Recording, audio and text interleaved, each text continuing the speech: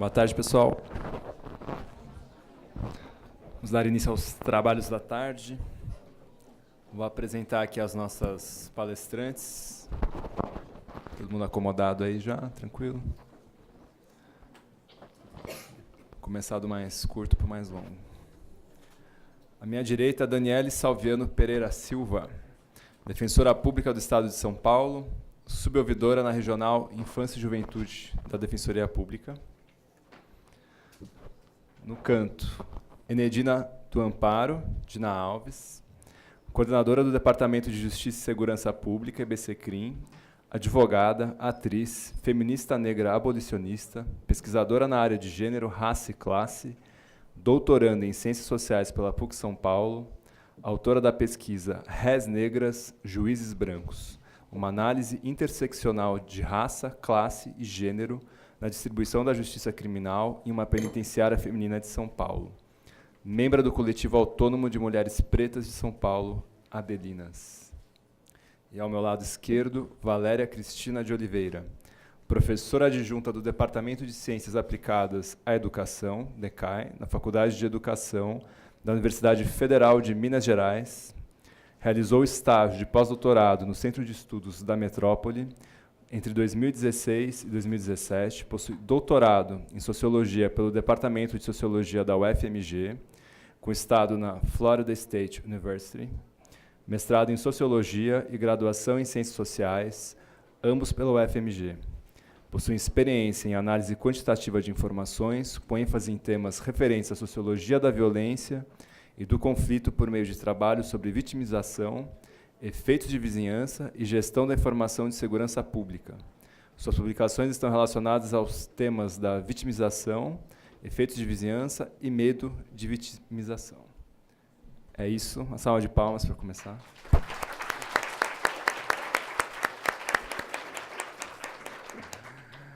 Primeira a falar, defensora Daniele. Obrigada, João. Gente, muito obrigada pela presença de vocês. É uma honra para mim estar aqui hoje para a gente discutir um pouco do direito penal juvenil. Também sou novata nessa área, tenho aprendido muito com vocês, com os técnicos. Prometo não roubar muito tempo de exposição da Enedina e da Valéria, porque a gente está aqui para ouvi-las, afinal, né? Estamos todos aqui para isso.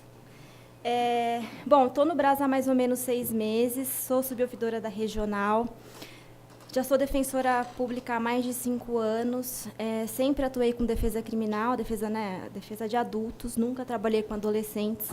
É um mundo novo para mim. Esses 6 meses têm sido intensos, transformadores, são 6 meses que me mudaram completamente, que estão me mudando, né, muito enquanto profissional.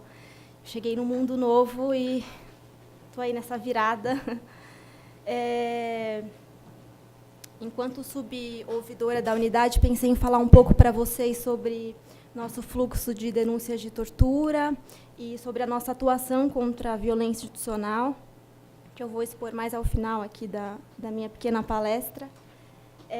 Confesso que não é uma posição confortável para mim palestrar hoje aqui, primeiro porque trabalho no Brás há 6 meses e sei que vocês são profissionais muito experientes, então sei que vocês têm muito mais a ensinar para mim do que eu dizer algo a vocês, mas eu entendi esse momento como um momento de reflexão e eu vou usar esse momento para expor algumas das minhas angústias e de primeiras impressões com o direito penal juvenil. São muitas, a gente poderia passar a vida aqui falando.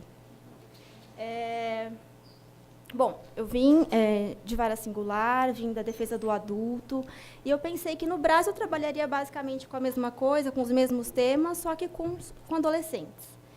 E, trabalhando com execução de medida socioeducativa, eu pensei que trabalharia com execução de pena, só que não, né? Não foi isso que aconteceu. Eu entrei num mundo novo, um mundo cheio de perplexidade, muito em razão da natureza da medida socioeducativa, que é essa pena que não é pena, né? Essa pena que é e não é, que é pena quando convém e não é quando não convém. E eu tenho passado por um processo de aceitação das medidas, né? De entender a medida, também me causa tenho uma questão muito grande, né, com a complexidade das medidas, porque as questões dos adolescentes em conflito com a lei, elas são muitas e muito complexas. Eu não preciso falar isso para vocês, porque vocês são técnicos e vocês sabem. Mas vocês imaginem a perplexidade de uma defensora pública criminal que sai da perspectiva da punição e tem de aceitar a socioeducação. Isso é muito difícil para mim, porque eu enxergo, né, eu entendo o direito penal juvenil como essencialmente seletivo, como o direito penal do adulto, e é por isso que eu não consigo fazer muito essa divisão da punição e da socioeducação.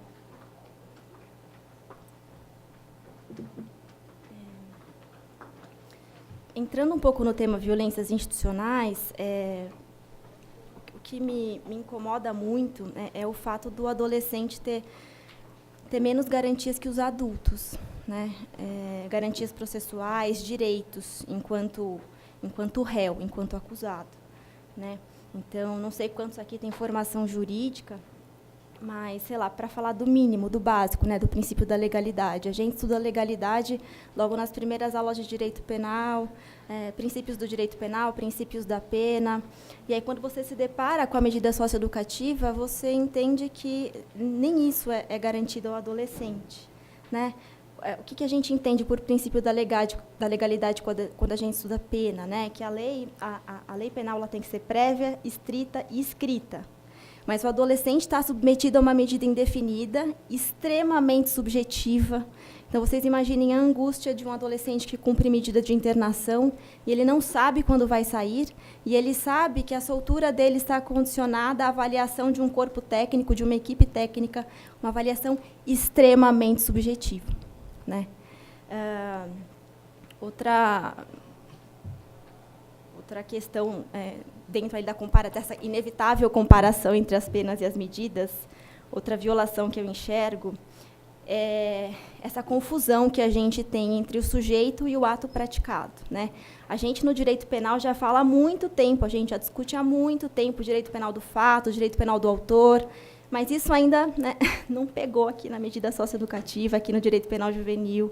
Vocês sabem que, na medida, no direito penal juvenil, importa muito mais o que o adolescente é do que o que ele fez. Importa muito mais a conjuntura na qual ele está inserido do que a gravidade do ato infracional praticado. E isso eu não consigo aceitar e também não consigo entender, né? E vocês sabem que um adolescente que já vem de uma relação familiar conflituosa, ou que está em situação de desamparo social, ou está em situação de rua, esse adolescente tem muito mais chances até de regredir, né, de iniciar o cumprimento de uma LA e depois de 1 ou 2 anos ser sugerida a regressão para uma internação ou para uma semiliberdade. Então, isso também me incomoda muito no direito penal juvenil. Vocês sabem também que é comum que as medidas, que não se sugira a extinção da medida em razão desse contexto no qual o adolescente está inserido, né? Então, também é angustiante nesse sentido. Outra coisa básica, né, outro princípio básico do direito penal elementar, que eu considero como violado aqui nas medidas, é o tal do princípio da personalidade da pena, né, o da intranscendência da pena, aquele princípio que já vem expresso na Constituição, consagrado, todo mundo sabe, né, a pena não passará da pessoa do condenado. Mas aqui nas medidas socioeducativas, vocês sabem, né, a família cumpre a medida com o adolescente. E é comum que as medidas sejam perpetuadas porque a família, sejam mantidas porque a família não se considera a família preparada, por exemplo, para receber o adolescente em meio aberto, ou quando se considera que a família não faz um juízo de reprovabilidade sobre o que o adolescente fez, quando a família não é crítica, quando a família não demonstra aquela empatia, né, em termos menos técnicos, assim, quando a família passa a mão na cabeça do adolescente. Então, vocês sabem que é comum, inclusive, que não se sugira a extinção da internação ou a progressão para a LA, quando a família não está preparada para receber o adolescente. Mas se a pena não pode passar da pessoa do condenado, como é que a gente vai manter o adolescente, o jovem adulto em medida de internação, porque a família dele ainda não está pronta para recebê-lo? Isso também é uma coisa que, né, esse nó no meu cérebro ainda não desatei. É inevitável esse tipo de comparação, né, entre a pena e a medida, Mesmo porque, vocês sabem, as medidas, a execução das medidas também é orientada pelo princípio da legalidade, né? Aquela mesma legalidade da pena, a gente também tem previsão expressa no SINASE, inclusive com a advertência de que o adolescente não pode receber o tratamento mais gravoso que aquele devido ao adulto, né? Então, me causa uma grande confusão tudo isso. Enfim, eu falei um pouquinho sobre perplexidade, aí uma ideia vai puxando a outra, mas o que me deixou mais perplexa mesmo no Brás foi a quantidade de denúncias de tortura que a gente recebe lá. Quando eu cheguei, eu perguntei para os colegas, nossa, mas tem tanta denúncia assim, eles apanham? Eu só me lembro do Daniel falando assim, muito, eles apanham muito. E isso foi... eu não tinha contato com essa realidade atuando na defesa dos adultos, né? Vocês sabem, as violências, elas são muitas, elas têm várias formas e elas podem ser praticadas em várias instituições, né? Vocês sabem, né? O adolescente, quando ele cumpre medida, ele tem várias questões que gravitam ali em torno da medida, né? Então, a gente pode... vocês estão ali trabalhando a medida com o adolescente, mas vocês também têm que trabalhar a violência policial, vocês também têm questões seríssimas de saúde mental, para as quais vocês têm que dar encaminhamento, vocês tratam do uso de drogas, seja ele eventual ou problemático, vocês tratam de questões familiares, da educação, do trabalho, e é por isso que essa medida é tão complexa, né? E é por isso que ela se distingue tanto da pena, né?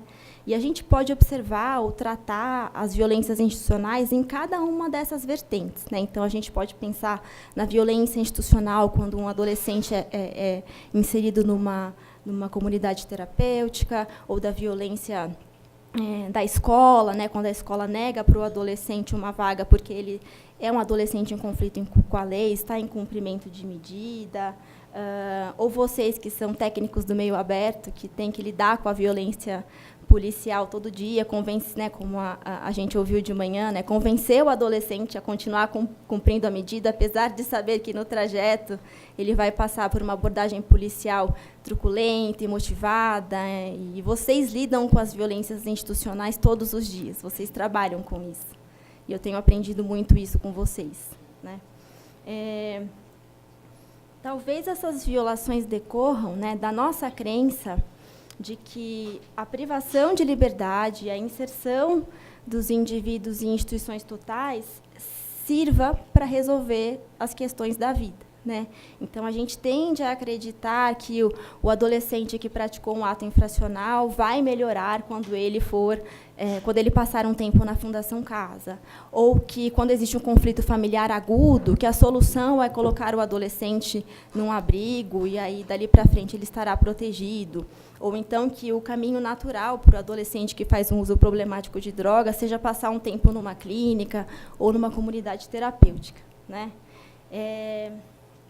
Enquanto defensora, acho que não só pela essência do meu trabalho, mas também por ideologia, né? Eu sou muito contra a inserção das pessoas nas instituições totais, sou muito contra a privação de liberdade, a colocação de indivíduos em ambientes artificiais, né?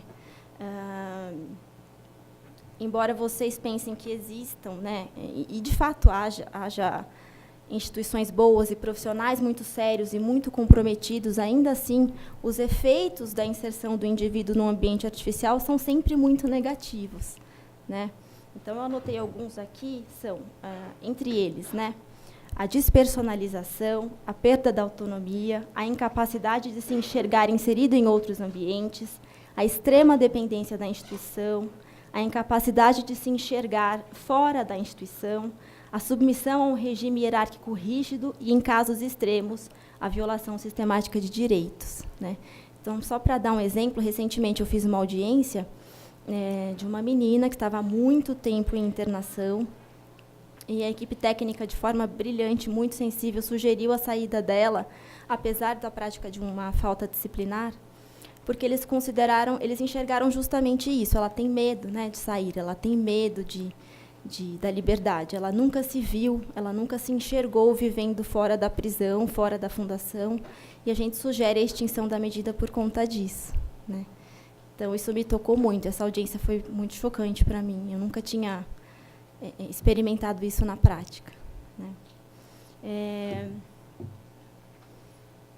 Para falar um pouquinho sobre violação de direitos nas medidas socioeducativas, na medida de internação, eu já começo com uma frase um pouco impactante, mas eu já vou afirmar que existe um cenário de violação sistemática de direitos dos internos, ou, né, dito de outra forma, que as agressões são, sim, sistemáticas nas medidas de internação. Tá? Quando se naturaliza a agressão, ela passa a ser tratada como tortura. Né? Então, não é só um tapinha. Né? Se todo dia aquele adolescente recebe um tapa, aquilo é tortura. E a tortura passa a ser considerada institucionalizada quando ela é recorrente, cotidiana, sistemática, reconhecida e, principalmente, tolerada. Tá? Então, nas medidas de internação, a gente insere, né, esses métodos de opressão como disciplina.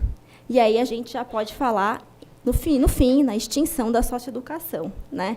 Então, voltando um pouquinho ao começo da minha fala, quando eu disse que eu tinha muita dificuldade em distinguir a medida da pena, sei lá, eu consigo enxergar a socioeducação, né, que o ECA e o SINASE de que o ECA e o SINASE tratam, em um adolescente de 15 anos, primário, cumprindo uma LA. Mas eu não consigo enxergar a socioeducação, aliás, eu não consigo enxergar nada além de punição e aflição, quando eu visito um jovem adulto de 19 anos, que já está internado há mais de 2 anos, que fala para mim que se submete a 5 revistas diárias e que apanha 2 ou 3 vezes por semana.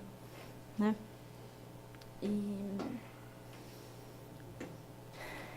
Nas medidas de internação, a gente pode falar em violência física e violência psicológica. Né? Então, a gente pode falar da violência que deixa marcas e daquela que deixa marcas que a gente não vê. Como formas de violência psicológica, eu trouxe alguns exemplos. A instigação, ou seja, às vezes o servidor não participa ativamente do conflito, mas o provoca. A gente pode falar da submissão a situações vexatórias, como revistas, agachamentos. A gente pode falar do isolamento, do constrangimento, do assédio, injúria, do uso do devido processo legal contra o adolescente, ou seja, da ameaça de usar ROs e CADs, né, que são as faltas disciplinares contra o adolescente, dele ser acusado da prática de uma falta disciplinar mais grave do que aquele de fato praticou. E aqui nesse ponto das violências psicológicas, né, da violência que deixa a marca que a gente não vê, eu queria falar um pouquinho, voltar um pouquinho no que a gente discutiu de manhã, né, sobre a criticidade, sobre a crítica. Porque existe uma confusão na medida socioeducativa entre a crítica e o exercício legal da autodefesa. Né? Então, quando o adolescente nega a prática do ato infracional, ou ele sustenta que ele praticou um ato infracional menos grave, ou que, na verdade, ele queria praticar um ato infracional menos grave, mas que, por exemplo, o adulto que o acompanhava estava armado e ele não sabia. Ou quando ele diz que a conduta dele não foi relevante para a produção do resultado, ele é visto, ele é enxergado como um adolescente sem crítica, né, desprovido da criticidade, quando, na verdade, ele está, como qualquer acusado, exercendo o direito à autodefesa. Né? E, num certo ponto, né, no trajeto ali do processo socioeducativo, no caminho, ele tende a aceitar que, de alguma forma, ele se colocou naquela situação e, por isso, ele mereceu a pena, que não é pena, que é a medida socioeducativa. Né? Então, essa confusão entre o exercício da autodefesa e a falta de crítica, isso me incomoda muito também. E eu também enxergo isso como uma violência institucional. Inclusive, esses institutos, né, da cooperação dolosamente distinta, da participação de menor importância, eles estão expressamente previstos no Código Penal. Um adulto pode livremente fazer uso desses institutos para se defender, ele não vai ser mal interpretado por conta disso. Né? Já chegando ao final aqui da minha exposição, para falar um pouquinho sobre violência física, né, existem várias formas de violência física, vocês já devem ter tomado conhecimento delas em contato com os adolescentes que estiveram em medida de internação, mas a gente pode falar nos batismos ou recepção, que são aquelas agressões que são praticadas logo quando do ingresso no centro, as punições coletivas, aquelas agressões mesmo depois da famosa contenção, ou aquelas agressões que decorrem da contenção, ou seja, quando os tumultos ocorrem, mesmo depois que eles já estão solucionados, ainda assim os adolescentes são agredidos. E é importante falar da contenção na medida de internação. O que é a contenção, né? A contenção seria aquele uso moderado da força para interromper um conflito, né? Para neutralizar aqueles adolescentes que se envolvem em um conflito.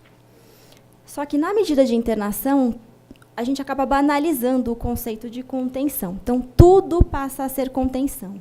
Tudo passa a ser visto pela ótica aí da legítima defesa, do estado de necessidade, das excludentes de licitude. Mas quais são as consequências, né, da banalização da contenção, né? Principalmente, o rebaixamento do sofrimento do grupo, porque a gente passa a tratar as agressões como se elas decorressem de culpa exclusiva da vítima, ou seja, o adolescente mereceu apanhar, ele mereceu ser agredido. E aí a gente esquece que a pessoa privada de liberdade ela é extremamente vulnerável, né? Por quê?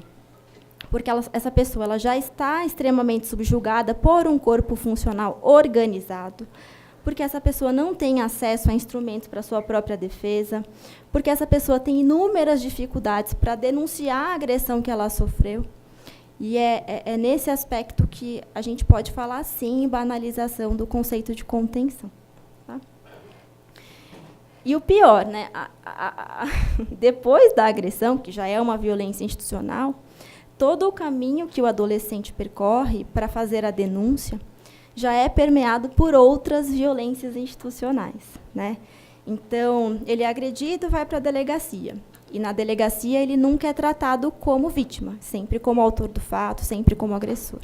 Saindo da delegacia, ele vai para o IML. E lá a gente verifica outra violência institucional, que é o fato de nem sempre a lesão, apesar de aparente, ser mencionada pelo perito.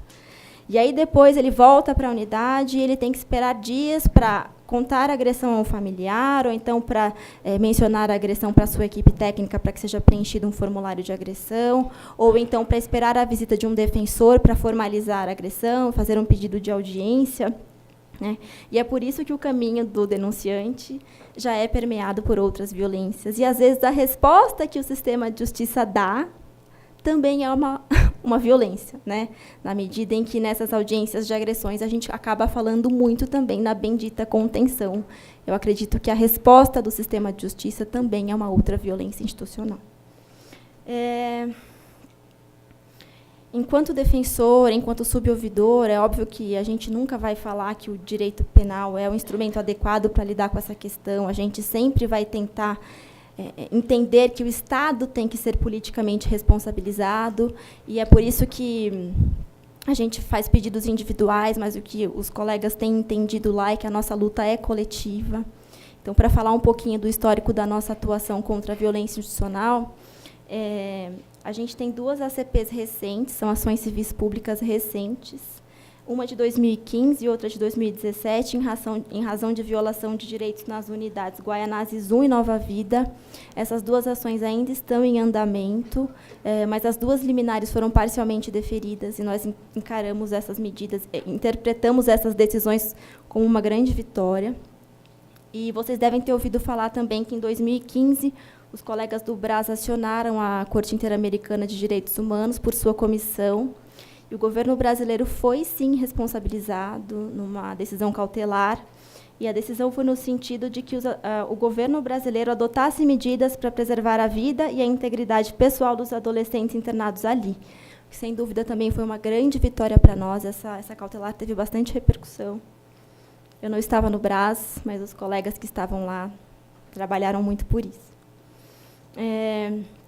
Além dessas ações civis públicas, né, dessa tutela coletiva, a gente também pode provocar o judiciário em pedidos de providência, os famosos PPs, e individualmente com essas audiências de agressão, onde os adolescentes podem expor o relato enquanto denunciantes individuais mesmo, enquanto vítimas.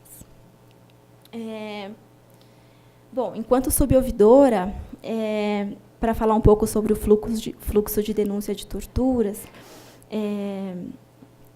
eu sei que todo denunciante, né, o sonho de todo denunciante é o sigilo, né? Sendo ele vítima ou não, O que o denunciante quer é a garantia do sigilo para que ele não sofra retaliações.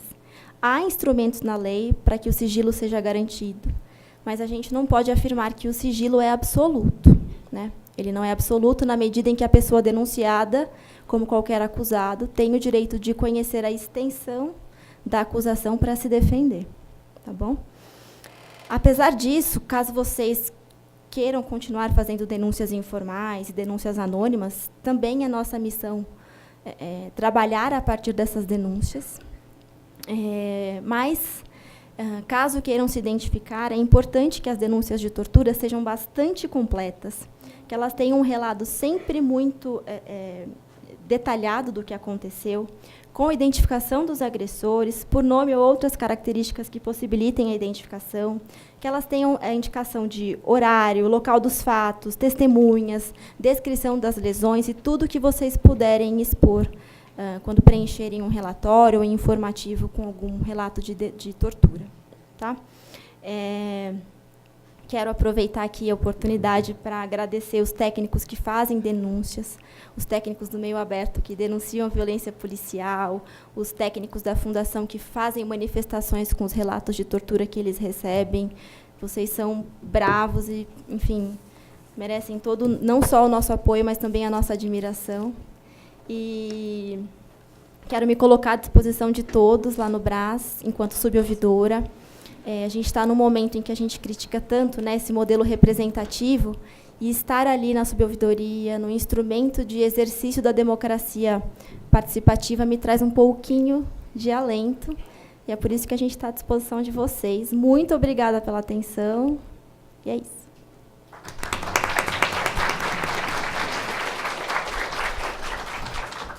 Obrigado, Dani. Passo a palavra para Valéria. Eu vou para o lado aqui para não ficar na frente. Alô. Bom, boa tarde, pessoal. Eu vou falar de pé, porque senão eu ia ficar de costas e eu fico meio, sei lá, sem graça. Parece que eu não estou falando se eu não mexo a mão, enfim. Então, muito obrigada. Eu queria agradecer à Defensoria pelo convite, e aí na pessoa de todos que proporcionaram que eu estivesse aqui hoje, né? Seja o Eduardo, que me buscou no aeroporto, a Dani, a Giovana, a Andréia, todo mundo se envolveu à mesa, e aí ao João também, que está ajudando, a Diná e a Daniele. Obrigada por compartilharem esse momento e agradecer a todos vocês que estão aqui essa tarde, compartilhando com a gente, partilhando um pouco dessas reflexões. E aí eu quero fazer um agradecimento especial, falar um pouco, né, da minha relação com São Paulo, que eu sou de Minas, como falaram, né, eu sou da UFMG, mas São Paulo é uma cidade que está no meu coração. Eu fiz o meu estágio de pós-doutorado aqui, então eu estou vendo uns rostos conhecidos, como o da Débora, que são lá de Sapopemba, onde eu fiz a minha pesquisa de pós-doc, junto com o apoio do SEDECA, da Valdênia e de todo mundo que eu amo demais. Então, assim, para mim é uma alegria estar aqui atendendo esse convite. Então, eu quero agradecer não só a todos os presentes, mas também falar do tanto que eu reconheço o trabalho de quem está trabalhando com medida socioeducativa, com a justiça juvenil em suas diversas frentes, porque eu acho que é um trabalho do qual a gente precisa muito. Assim. Então, eu quero agradecer mais uma vez pela oportunidade. Eu não vou falar da minha pesquisa de pós-doc, vou falar sobre uma coisa que começou um pouco antes, mas que eu acho que, para discutir essa coisa de violência institucional, era o que eu podia trazer de contribuição um pouco mais alinhada com o que a gente está tentando discutir.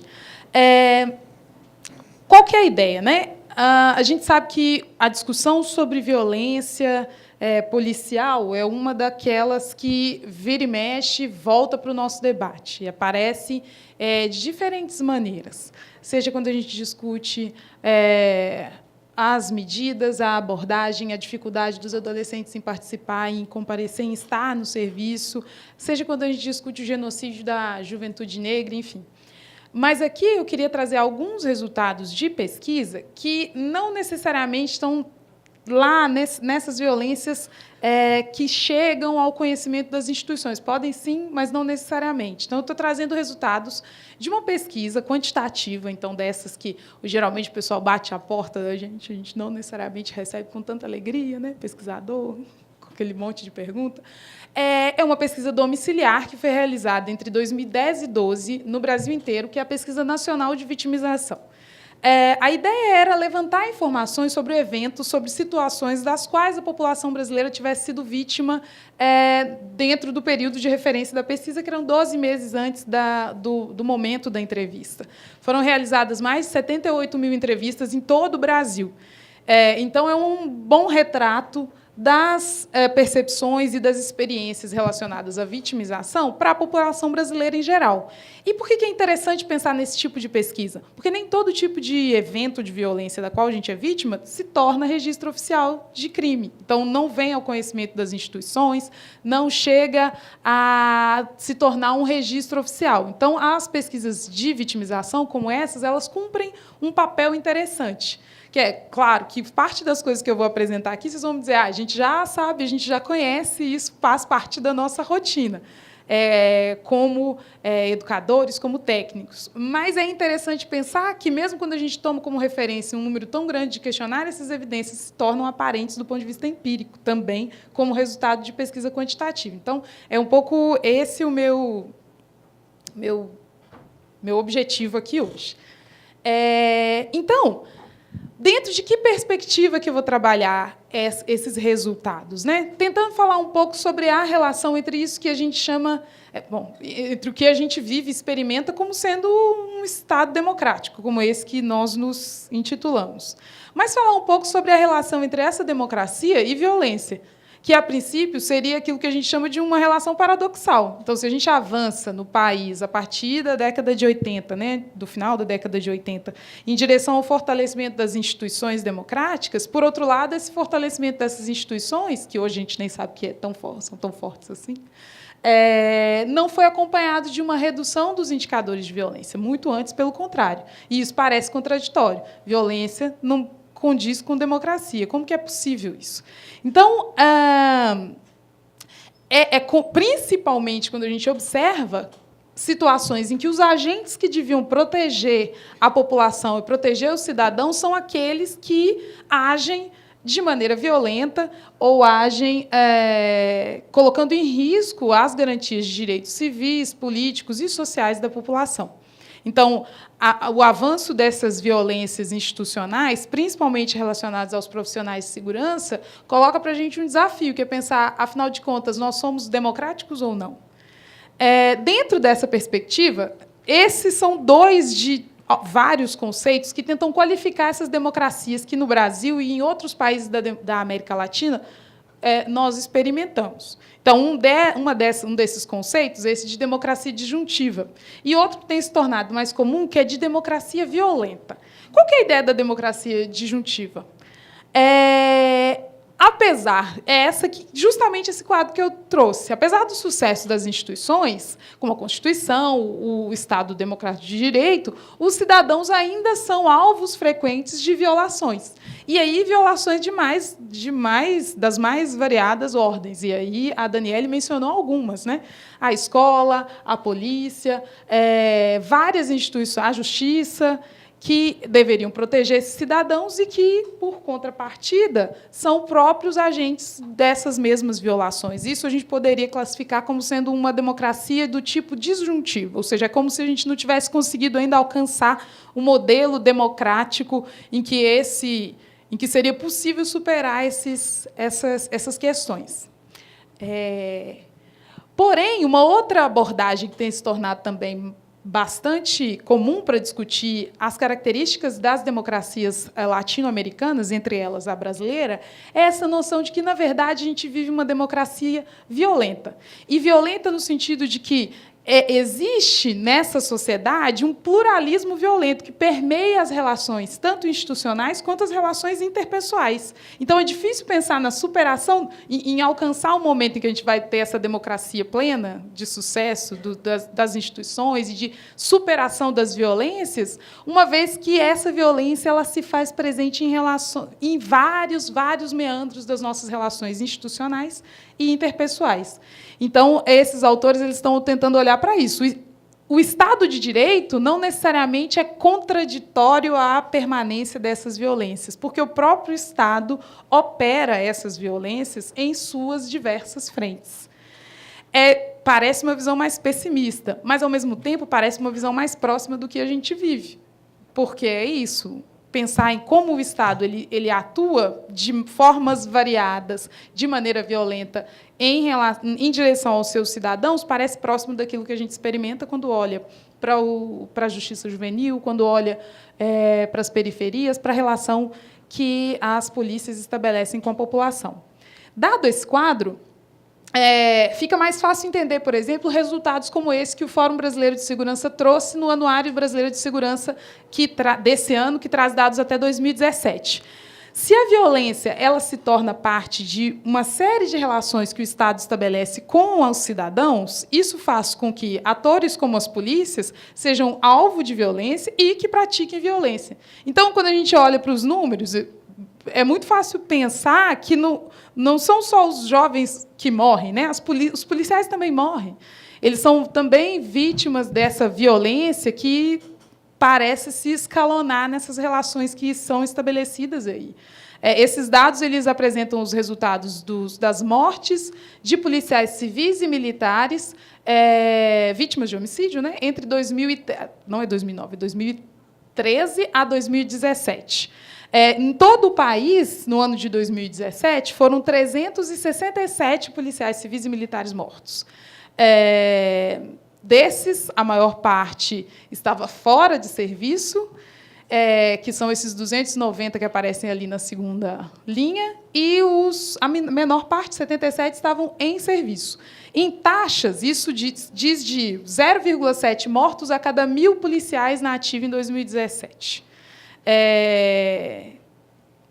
Quando a gente compara esses resultados entre os estados, a gente percebe que os estados com maiores taxas de mortes de policiais são Pará, Rio de Janeiro e Rio Grande do Norte, cada um Pará com 2 policiais mortos a cada 1.000 policiais da ativa. São números grandes, apesar de, quando a gente compara com o número de homicídios de jovens, é muito menor. Mas, ainda assim, as vidas valem, e a gente percebe que a gente também tem mortes que são provocadas por essa violência grande. Mas eles também matam. E aí, quando a gente observa o gráfico de evolução dessas mortes decorrentes de intervenções policiais, fica muito evidente que esse número tem crescido ao longo do tempo.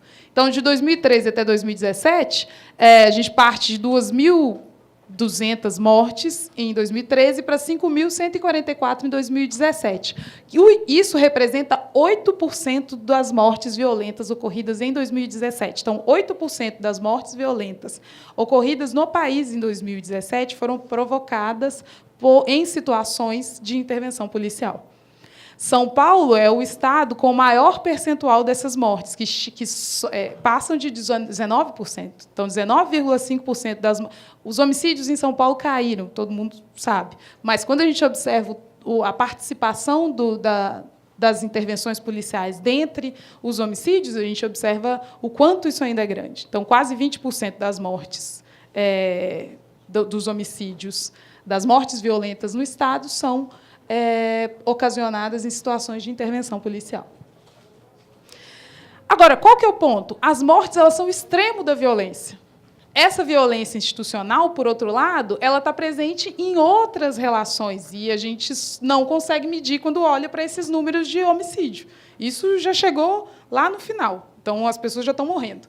Antes disso, acontece muita coisa, e parte delas, Daniele já falou, de manhã vocês falaram, abordagem, violência física, verbal, várias situações que envolvem essas violências institucionais. E essas nem sempre se tornam registros oficiais. Por isso, a importância de tentar discutir esses resultados, que não são de registros oficiais, de uma pesquisa quantitativa, mas que é uma pesquisa de vitimização. Qualquer um de nós podia ter o seu domicílio sorteado para participar de uma pesquisa como essa, dado que foram tantos questionários. Foi uma parceria do Ministério da Justiça, que hoje era a Senasp, né? Hoje seria o Ministério da Segurança Pública, junto com o Instituto Datafolha e o Centro de Estudos da Criminalidade e Segurança Pública da UFMG, que é o CRISP, do qual eu já fazia parte como pesquisadora, continuo foi realizada nesse período entre 2010 e 2012, contou com uma amostra de 78 mil pessoas com 16 anos ou mais, residentes em municípios com 15 mil habitantes ou mais em 2006. Então, é uma amostra representativa do território nacional e tenta dar conta das percepções e das experiências dos brasileiros a respeito de vitimização criminal. Para tratar desses dados, porque era um questionário enorme, é desses que, quando a pessoa aparece na sua casa, você já fica preocupado se quer mesmo responder, tipo o questionário do censo, que é uma coisa grossa assim. Mas eu selecionei 2 casos. Esse primeiro faz parte de um paper, um artigo que está publicado, que é meu, junto com a professora Ludmila Ribeiro, na verdade, ela é a primeira autora, e que está publicado numa revista, Revista Latitude, eu acho. E a gente está tentando discutir isso. Quando o Estado é perpetrador da violência, uma análise das vitimizações ocasionadas pela Polícia Militar a partir dos dados dessa pesquisa. A segunda parte utiliza os mesmos dados dessa pesquisa, mas para discutir a relação entre racismo ou raça e vitimizações criminais. O que o texto, o que o trabalho nos dizia, o que os dados nos apontaram, né? Que 11,1% dos brasileiros afirma ter sido vítima de algum tipo de agressão verbal nos últimos 12 meses anteriores à pesquisa. Quando a gente observa as agressões verbais praticadas por policial militar, esse percentual é de 6,7%. Então, existem mais vítimas de agressão verbal quando o autor é uma pessoa da população em geral do que necessariamente policiais militares. Quando a gente observa a distribuição entre os estados, isso aí parece estranho, mas é um gráfico que apresenta como que essa distribuição aparece entre os diferentes estados, entre as diferentes unidades da federação. Mas o que eu quero chamar a atenção não é para essa informação dos estados, mas é para o fato de que, em todos os estados, a linha escura ela é mais frequente. E ela fala do percentual de agressões verbais praticadas por qualquer membro, por qualquer cidadão, independente de ser policial militar ou não. A vermelhinha fala dos casos em que o autor daquela agressão verbal é um policial militar. Isso significa, se a linha escura ela é mais aberta, né, se a gente pode dizer assim, quer dizer que, em todos esses estados, as agressões verbais praticadas por população em geral são mais frequentes que as agressões verbais praticadas por policiais militares. Por favor. Quando a gente observa as violências físicas, as agressões físicas, esse percentual ele se inverte. Então, 2,7% dos brasileiros afirma ter sido vítima de agressão física nos últimos 12 meses. Observe que esses percentuais são baixos, e que bom que seja assim. A menor parte da população foi vítima de agressão física. Mas o percentual daqueles que afirma ter sido vítima de agressão física praticada por policial militar é maior do que aquele que afirma ter sido vítima de agressão física praticada por qualquer membro da população. E isso é interessante, porque a gente observa uma mudança de tendência quando a gente compara as agressões verbais com as agressões físicas.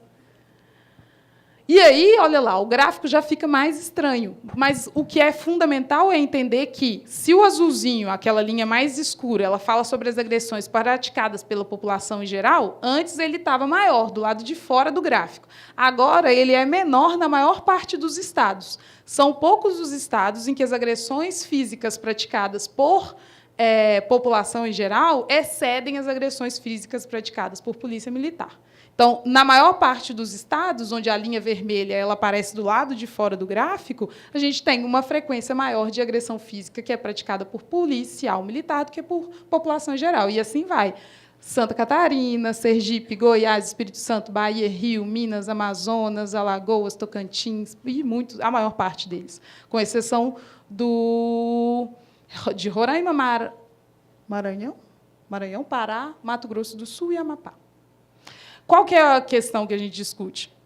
São 2 tipos de agressões distintas, mas é fácil perceber como que a agressão que é mais grave em termos de não necessariamente em termos de consequência, mas em termos de expressão da forma violenta de interação, ela acaba se tornando mais frequente quando esse agente que executa, que perpetra a violência é membro da polícia militar.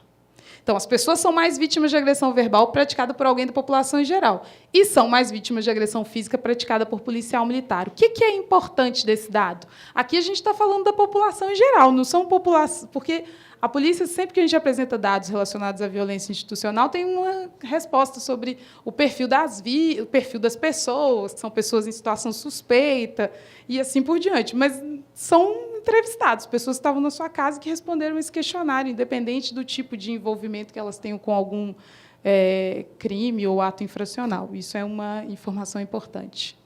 Agora, quem são essas pessoas?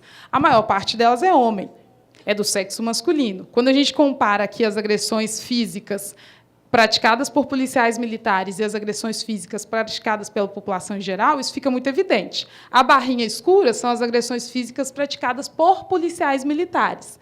Dentre as pessoas que afirmaram ter sido vítimas desse tipo de agressão, 88% são do sexo masculino, que é uma inversão quando a gente compara as agressões físicas praticadas por população em geral. Então, se eu sofri uma agressão física e quem foi o agente dessa agressão foi meu vizinho, meu parente, não faz muita diferença se eu sou homem ou mulher.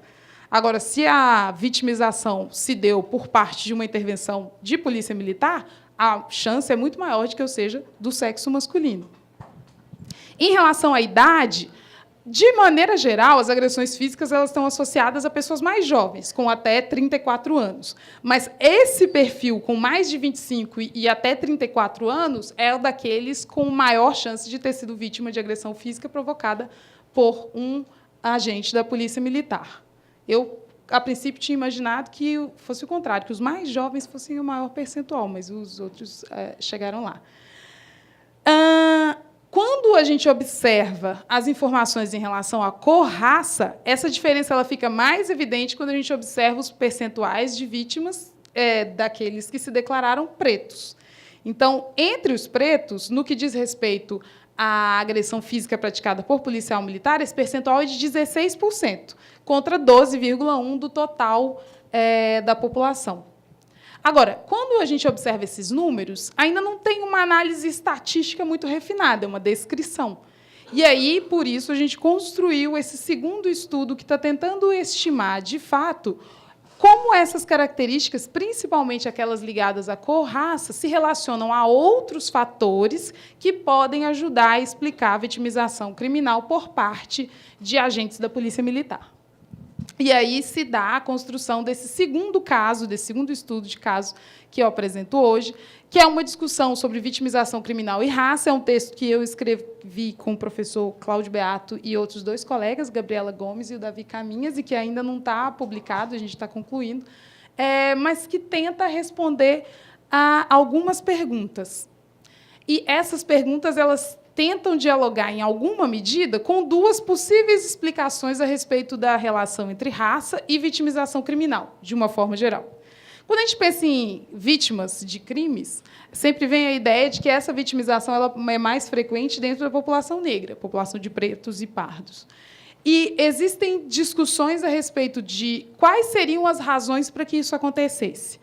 Em função do racismo ou em função de uma interação perversa entre concentração de desvantagens ou pobreza e raça. Então, os lugares onde a gente tem mais incidência de eventos violentos são também os lugares que concentram maior parte da população negra, ou existem elementos relacionados ao racismo ajudando a entender essas diferenças em relação às chances da população negra se tornar vítima de crime. Nesse primeiro argumento, que fala dessa interação perversa, é como se a gente viesse num argumento que vem se desdobrando em cascata. Então, eu tenho vitimização criminal associada a maior pobreza, a maior desvantagem. As regiões mais violentas são aquelas que também concentram mais pobreza, mais vulnerabilidade social. Por causa disso, por consequência, essas também são aquelas que concentram maior parte da população negra, que também é maioria entre aquelas em maior situação de vulnerabilidade social. E, por conta disso, a gente teria maior incidência de eventos de vitimização criminal dentro dessa população. Por outro lado, esse argumento ele pode ser contrastado por aquele que fala da existência de um racismo, que vai também se produzindo em cascata. Desde o momento da escravidão até os problemas de ingresso dessa população no mercado de trabalho, de permanência no sistema educacional, as diferenças socioeconômicas, que culminam, então, nesse caso, que é um modelo que o professor Daniel Cerqueira constrói nesse texto de 2017, em maior letalidade da população negra. Mas sem perder de vista que existe um sistema que implica a existência de racismo que faz com que essa população seja permanentemente excluída, criminalizada e, portanto, haja essa interação entre violência e a questão racial. Diante disso, a gente tem duas perguntas que a gente tenta responder no trabalho. Primeira, a vitimização criminal de negros é maior quando o autor pertence à população em geral? Então, de fato, a gente tem negros sendo mais vítima de qualquer tipo de crime, independente do agente? E a segunda, essa vitimização criminal de negros é maior quando o autor pertence à polícia militar? Ou seja, a gente vai comparar dois tipos de situações. Vitimização criminal em geral, vitimização criminal quando o autor trabalhando mais com agressão, né, quando o autor pertence à polícia militar. E aí é isso. Nossa estratégia vai ser estimar a diferença entre a chance de um branco e um negro serem vítimas de crime, e esses crimes seriam roubos e agressões graves e muito graves. As agressões que a gente chama de graves, comparadas às muito graves são aquelas que envolvem ameaça com arma de fogo, com arma branca e assim por diante. As que são graves são aquelas que envolvem empurrões, me bateu, deu um soco, ameaças, coisas desse tipo.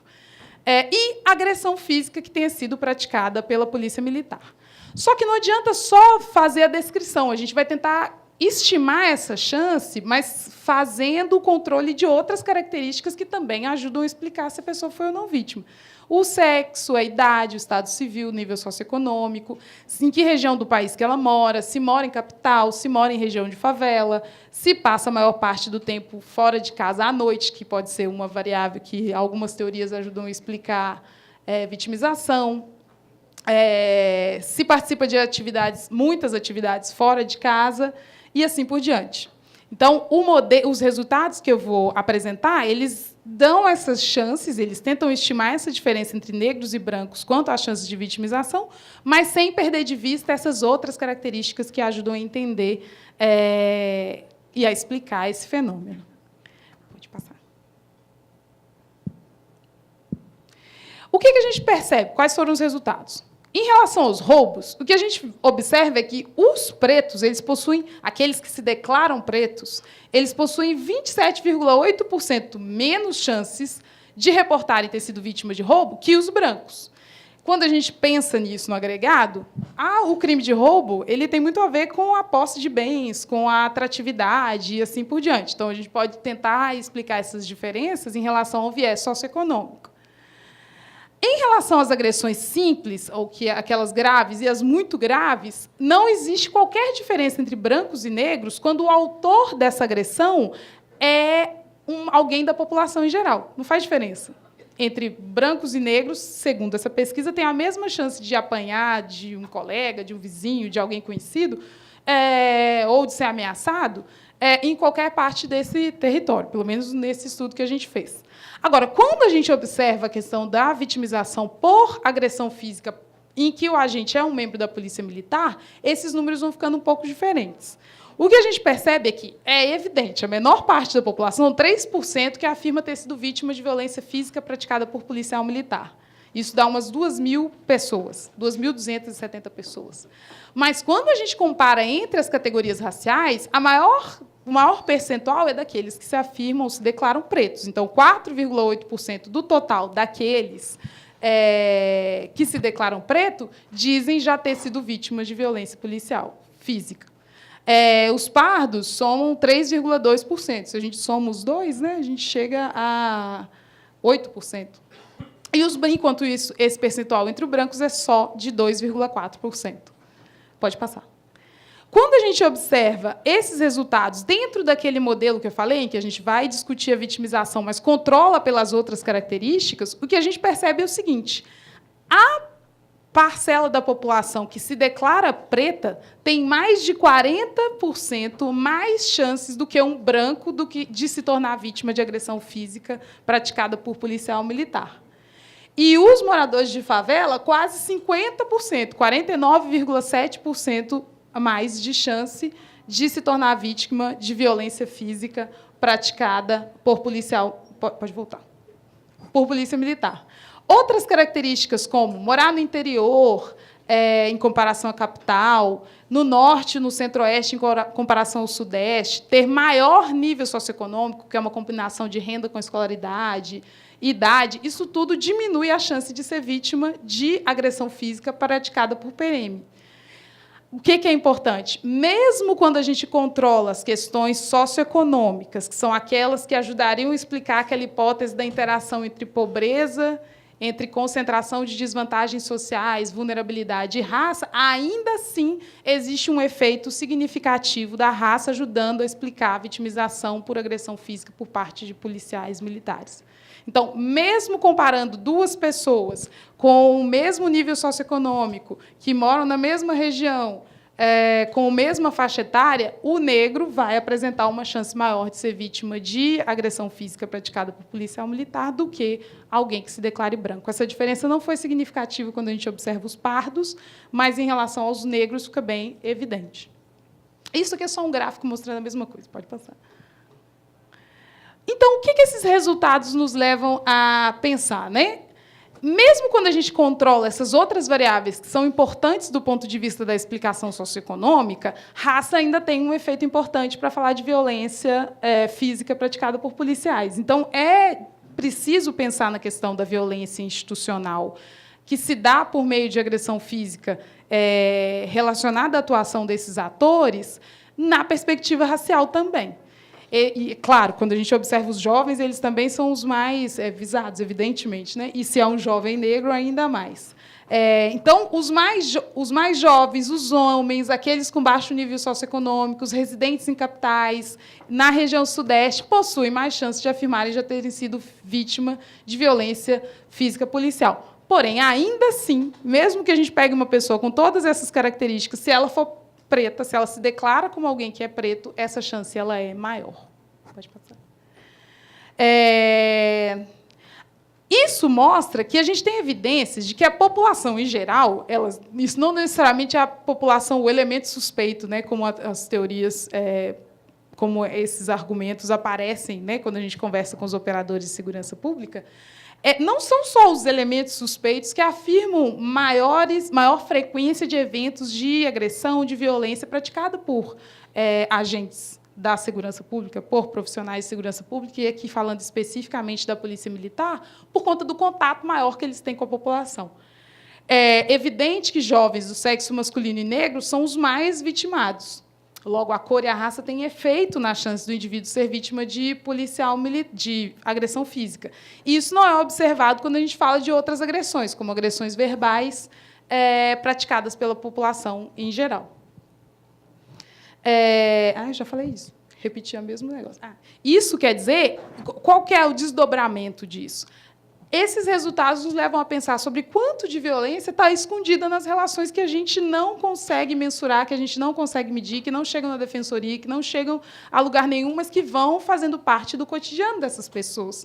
Porque o perfil que envolve essas questões de agressão física é o perfil daquele que sofre abordagem policial, que no seu cotidiano, no caminho para casa, no caminho de volta para a escola, são alvo e são objeto dessas abordagens e que não necessariamente conseguem reagir por meios institucionais, por medo da repercussão dessas denúncias, do que pode acontecer diante de uma denúncia como essa, mas é o tipo de violência que vai minando isso que a gente conhece, o que a gente entende como uma proposta de democracia plena, que envolve, entre outras coisas, a percepção, a sensação de que o Estado protege, garante os nossos direitos e não o contrário. Ele é mais um agente a colocar em risco as nossas liberdades, os nossos direitos. Era isso. Eu agradeço muito, mais uma vez. Aqui tem meu e-mail, depois a gente pode debater e conversar um pouco mais. Obrigada.